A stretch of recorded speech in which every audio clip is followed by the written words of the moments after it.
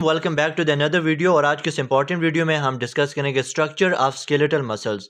Dear lessons, आज के इस इंपॉर्टेंट वीडियो में हम इसे एक हायरार्की के साथ from organ level to molecular level discuss करेंगे और ये जानेंगे कि बेसिकली इनका स्ट्रक्चर क्या होता है।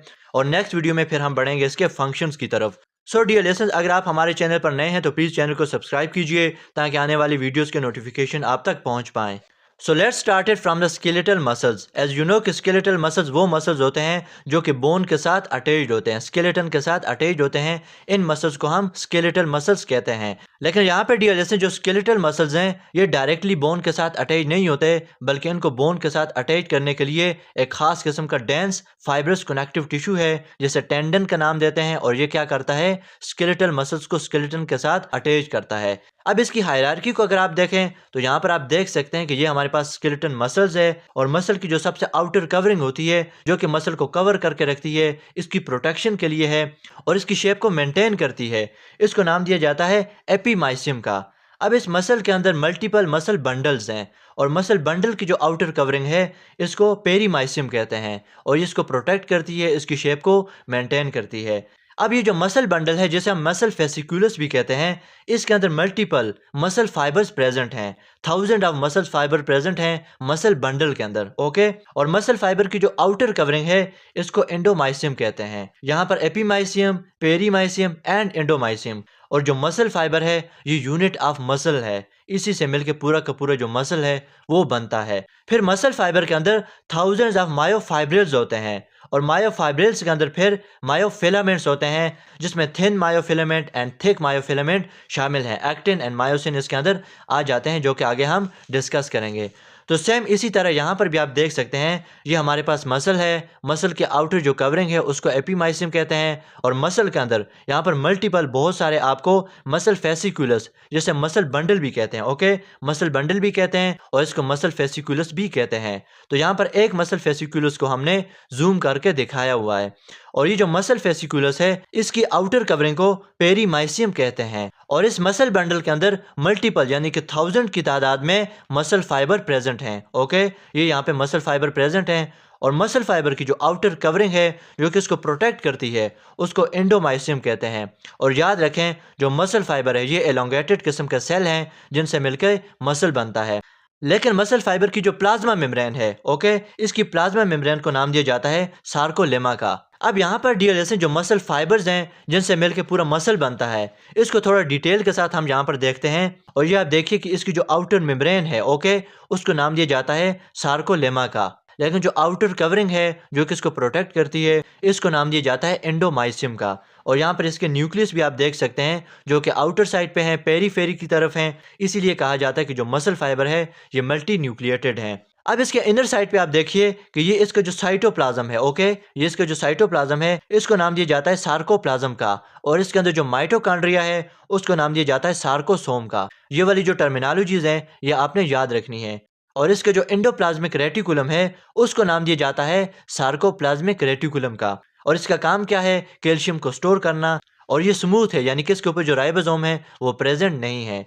इसके अलावा यहाँ पर आपको इन्वेजिनेशन नज़र आती हैं जो कि सार्कोलेमा जो है वो इनर साइड पे इन्वेजिनेट कर जाती है। इसका मतलब ये है कि जब मैसेज आएगा तो उस मैसेज को डीप लेके जाना है, यानी कि जो न्यूरोट्रांसमीटर हैं उनको डीप मसल फाइबर के अंदर लेके जाना है। सो इसीलिए यहाँ पे आपको इन्वेजिनेशन नज़र आती हैं। और इन फोल्डिंग को नाम दिया जाता है टी ट्यूब्यूल्स का। और ये आगे हम इसके फंक्शन में डिटेल से डिस्कस करेंगे। ये हमारे पास मोटर न्यूरॉन है। यहाँ पे आप देख सकते हैं कि जो न्यूरोमस्कुलर जंक्शन है, ओके, ये जो स्पेस आपको नजर आती है between muscle fibre and motor neuron, इस स्पेस को नाम दिया जाता है न्यूरोमस्कुलर जंक्शन। और यहाँ पर सार्कोलेमा के ऊपर मल्टीपल यहाँ पर क्या होते हैं, एसिटाइल कोलिन रिसेप्टर होते हैं। और इनका काम क्या होता है, ये एक न्यूरोट्रांसमीटर यानी कि एसिटाइल कोलिन को कैच करते हैं, पकड़ते हैं और इस मैसेज को भेजते हैं सार्कोप्लाज्मिक रेटिकुलम की तरफ जो कि कैल्शियम को स्टोर करता है। जब ये मैसेज यहाँ पर आएगा तो कैल्शियम यहाँ से रिलीज हो जाएगा। तो एज अ रिजल्ट जो मसल्स हैं वो कॉन्ट्रैक्ट करते हैं। डिटेल मैकेनिज्म हम नेक्स्ट वीडियो के अंदर डिस्कस करेंगे। सो ये था हमारे पास डियर लेसन्स मसल फाइबर। और ये क्या है, एक सिलिंड्रिकल एलांगेटेड सेल है जिससे मिलके पूरा मसल बनता है। एंड इस मसल फाइबर के अंदर डियर लेसन्स मल्टीपल यानी कि थाउजेंड्स ऑफ मायोफाइब्रिल्स प्रेजेंट होते हैं। ये हमारे पास आ जाता है मायोफाइब्रिल जो कि हमने यहाँ पे जूम करके देखा है। इस मायोफाइब्रिल के अंदर स्ट्राइएशन होती हैं। ये स्मूथ नहीं है, बल्कि इसके अंदर स्ट्राइएशन होती हैं। Light band, dark band, light band, dark band इसके अंदर प्रेजेंट होते हैं, जो कि बेसिकली मसल को कॉन्ट्रैक्ट करने में हेल्प आउट करते हैं। तो यहाँ पर आप देख सकते हैं कि ये हमारे पास क्या है, सार्कोमेयर है। और सार्कोमेयर के अंदर दो बेसिक चीजें हैं। एक इसके अंदर मायोसिन प्रोटीन है, थिक फिलामेंट, और एक इसके अंदर थिन फिलामेंट आ जाता है, जिसके अंदर एक्टिन शामिल है।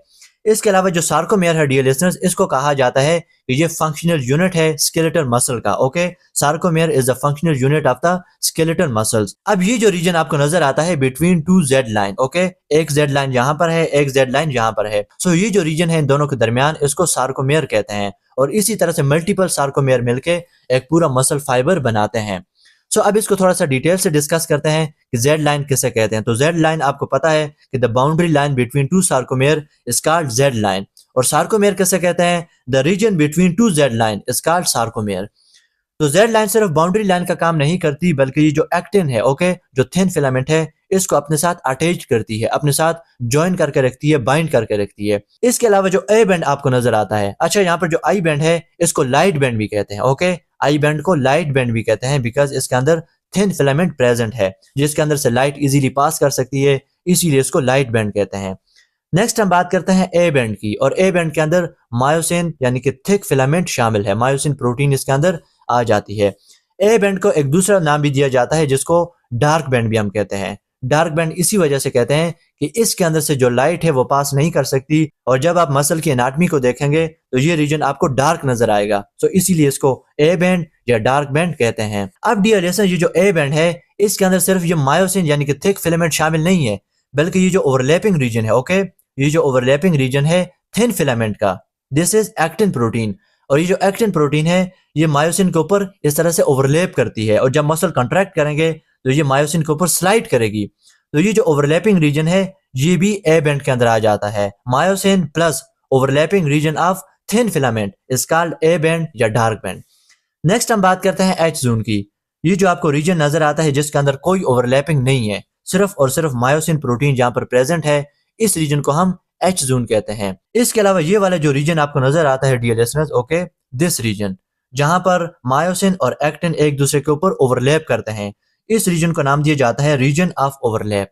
इसके अलावा डियर लिसनर्स, यहाँ पर एक मोस्ट इंपॉर्टेंट पॉइंट याद रखिएगा कि जब मसल कॉन्ट्रैक्ट करेगा, ओके, इसका फंक्शन हम नेक्स्ट वीडियो के अंदर डिटेल से डिस्कस करेंगे, लेकिन जब मसल कॉन्ट्रैक्ट करेगा तो ये दो जो जेड लाइन है, ये एक दूसरे के करीब आ जाएंगी, और जो एच जोन है ये कॉन्ट्रैक्ट हो जाएगा। लेकिन एक मोस्ट इंपॉर्टेंट पॉइंट याद रखिएगा कि जो आई बैंड है, okay, this is important point, कि जो आई बैंड है या फिर जैसे डार्क बैंड भी कहते हैं, इसकी जो लेंथ है वो कांस्टेंट रहेगी, और जो एक्टिन है ये मायोसिन के ऊपर स्लाइड करता है, जो कि हम नेक्स्ट वीडियो के अंदर डिटेल से डिस्कस करेंगे। सो यहाँ पे इसकी जो मोस्ट इंपॉर्टेंट नोट्स हैं, आप इनकी स्क्रीनशॉट ले सकते हैं, और नेक्स्ट वीडियो के अंदर इंशाल्लाह हम इसका फंक्शन जो है वो डिस्कस करेंगे।